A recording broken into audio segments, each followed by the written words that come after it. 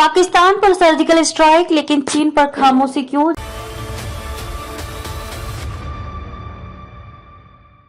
नमस्कार, मैं खुशी और आप देख रहे हैं स्वतंत्र भारत न्यूज। आइए नजर डालते हैं इस वक्त की खास खबर पर। जयशंकर ने दिया जवाब। बीते कई वर्षों से भारत चीन के बीच सीमा पर तनाव की स्थिति बनी हुई है।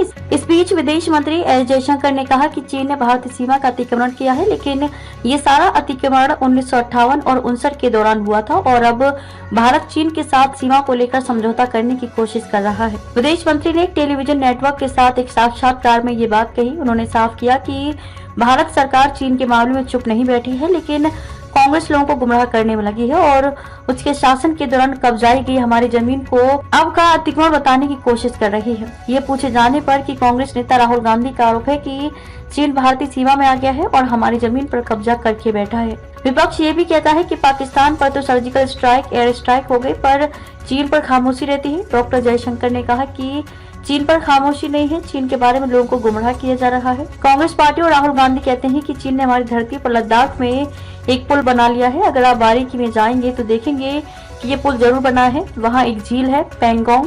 पैंगोंग पर चीन ने 1958 में कब्जा किया था। नेहरू के टाइम में ही चीन ने कब्जाई भारत की जमीन। उन्होंने आगे कहा कि इसी तरह कांग्रेस कहते हैं कि चीन अरुणाचल प्रदेश में एक गांव बसा रहा है। अरुणाचल प्रदेश में एक जगह है लोंगजू। आप संसद के रिकॉर्ड में देखेंगे तो पाएंगे कि पंडित नेहरू ने 1959 में भारत की संसद में कहा था कि लोंगजू पर चीन ने आकर कब्जा कर लिया है, हमारे हाथ से निकल चुका है। कांग्रेस के एक प्रवक्ता ने कहा था कि सिंजियांग घाटी में काराकोरम के पास चीन एक लिंक रोड बना चुका है। इस लिंक रोड के माध्यम से चीन सियाचिन के पास तक आ जाएगा। ये इलाका भारत के हाथ से 1963 में निकल गया था। विदेश मंत्री ने कहा कि वो जमीन जरूर चीन के पास गई, लेकिन गई थी 1958 और 1962 के बीच में, और हमारी कोशिश है कि हम चीन के साथ सीमा पर समझौता करें।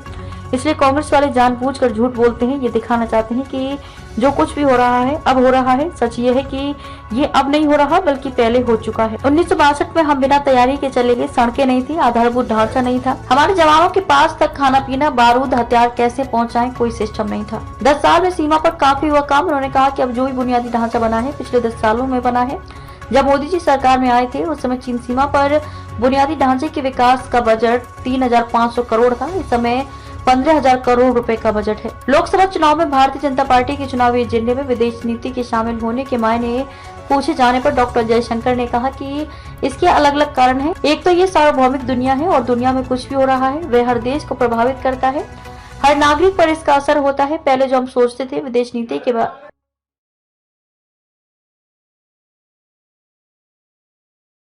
अब तक के लिए बस इतना ही। फिर होगी आपसे मुलाकात ऐसी एक और खास खबर के साथ। तब तक के लिए नमस्कार और देखते रहिए स्वतंत्र भारत न्यूज। ऐसे ही लेटेस्ट अपडेट्स के लिए हमारे चैनल स्वतंत्र भारत न्यूज को सब्सक्राइब करें और तुरंत नोटिफिकेशन पाने के लिए बेल आइकन प्रेस करना ना भूलें। यदि आप हमें फेसबुक के माध्यम से देख रहे हैं तो हमारे पेज स्वतंत्र भारत न्यूज को फॉलो जरूर करें। धन्यवाद।